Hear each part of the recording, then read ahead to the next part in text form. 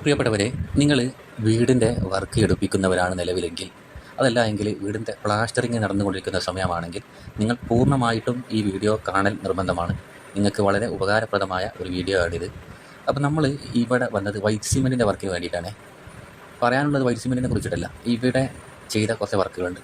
മെയിനായിട്ട് പറയാനുള്ളത്, നമ്മൾ ഈ പ്ലാസ്റ്ററിങ്ങിൻ്റെ സമയത്ത് നമ്മൾ ഈ ജനവാതിൽ കട്ടിൽ, അതുപോലെ തന്നെ വാതിലിൻ്റെ കട്ടിലകൾ, ഇത് നമ്മൾ ശരിക്കും എന്താ ചെയ്യേണ്ടത്, തേപ്പിൻ്റെ സമയത്ത് തന്നെ തേച്ച് കൊണ്ടിരിക്കുമ്പോൾ തേപ്പ് കഴിഞ്ഞ ഉടനെ, അതായത് അന്നത്തെ ദിവസം തന്നെ ഒരു തേപ്പ് വലിഞ്ഞതിന് ശേഷം ഒരു അരമണിക്കൂർ കഴിഞ്ഞിട്ട് നമ്മൾ ഒരു ബ്രഷ് എടുത്തിട്ട് ഒന്ന് ക്ലീൻ ചെയ്താൽ വളരെ വൃത്തിയായി കഴിയുന്ന ഒരു വർക്കാണ്. പിന്നെ ഒരുപാട് ബുദ്ധിമുട്ടായി പെയിൻറ്റേഴ്സ്, എല്ലായിടത്തുമുള്ള പെയിൻറ്റേഴ്സ് ചെയ്യുന്നൊരു വർക്കാണിത്. മാത്രമല്ല വലിയൊരു ചിലവ് നമുക്ക് അതിലൂടെ ലാഭിക്കുകയും ചെയ്യാട്ടോ. ഇതിനൊരുപാട് ബുദ്ധിമുട്ടായി ചെയ്യുന്ന ഈ വർക്കിന് വലിയൊരു ചിലവും നമുക്ക് കാണേണ്ടി വരും. കാരണം അത്രയ്ക്ക് റിസ്ക്കാണ് ഈ ഒരു വർക്ക്.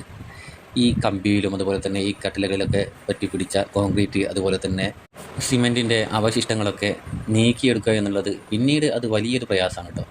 നമ്മൾ ഇതുപോലെ മെഷീനുകൾ, അതുപോലെ തന്നെ ഉളി, മറ്റ് ഒരുപാട് ടൂൾസുകൾ ഇതിനു വേണ്ടി നമ്മൾ ഉപയോഗിക്കേണ്ടതുണ്ട്. അങ്ങനെ നമ്മൾ ഇതിങ്ങനെ ക്ലീൻ ചെയ്തുകൊണ്ടിരിക്കുകയാണ്. ഒരുപാട് പ്രയാസപ്പെട്ടിട്ടാണ് ഇതിൻ്റെ ഓരോ ഗ്യാപ്പുകളിലുള്ള ഓരോ സിമെൻറ്റൊക്കെ എടുക്കുന്നതിൻ്റെ റിസ്ക്കും ഒരുപാട് സമയം ഇതിന് നമ്മൾ ചിലവഴിക്കേണ്ടി വരും. മാത്രവുമല്ല, നമ്മൾ ഇതിന് വലിയൊരു പണിക്കൂലിയും കാണേണ്ടി വരും. ഒരു വലിയ വീടിന് ഒരുപാട് ജനവാതിലുകൾ ഒക്കെയുള്ള വീടിനൊക്കെ നമ്മൾ ഇതിന് ഒരു അത്യാവശ്യം പണിക്കൂലി നമ്മൾ കണ്ടുവെക്കേണ്ടതുണ്ട്. അപ്പോൾ നമ്മൾ ഏറ്റവും കൂടുതൽ ശ്രദ്ധിക്കേണ്ടത് തേപ്പിൻ്റെ സമയത്ത് തന്നെ, തേപ്പ് നേരത്തെ പറഞ്ഞതുപോലെ തേപ്പ് കഴിഞ്ഞ ഉടനെ ഒരു കാലി ബ്രഷ് അല്ലെങ്കിൽ ഒരു തുണി ഒക്കെ എടുത്തിട്ട് എന്താക്കിയാൽ മതി, ഒന്ന് ക്ലീൻ കമ്പിയോ അതുപോലെ തന്നെ എല്ലാം നമ്മളോ അല്ലെങ്കിൽ ബന്ധപ്പെട്ട ആരെങ്കിലുമൊക്കെ ഒന്ന് ക്ലീൻ ആക്കിയാൽ, ഇനിയിപ്പോൾ ഒരാളെ നമ്മൾ പണിക്ക് വെച്ചാലും കുഴപ്പമില്ല, അതങ്ങോട്ട് ക്ലീൻ ചെയ്ത് കഴിഞ്ഞാൽ നമുക്ക് വലിയൊരു ചിലവ് ലാഭിക്കാമെന്ന് ചുരുക്കം.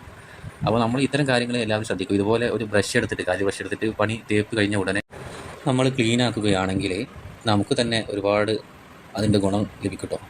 അങ്ങനെ നമ്മൾ ക്ലീനാക്കി മെഷീനുകൾ, അതുപോലെ തന്നെ സാൻഡ് പേപ്പറൊക്കെ ഇട്ട് കമ്പിയും അതിൻ്റെ ഗ്യാപ്പുകളിലുള്ള എല്ലാ സിമെൻറ്റുകളൊക്കെ എടുത്തതിന് ശേഷം ഇതുപോലെ നമ്മൾ പൈപ്പ് പിടിച്ചിട്ട് വെള്ളം കൊണ്ട് കഴുകി നല്ല വൃത്തിയാക്കിയ ഒരു രൂപട്ടോ നിങ്ങളെ കണ്ടുകൊണ്ടിരിക്കുന്നത്.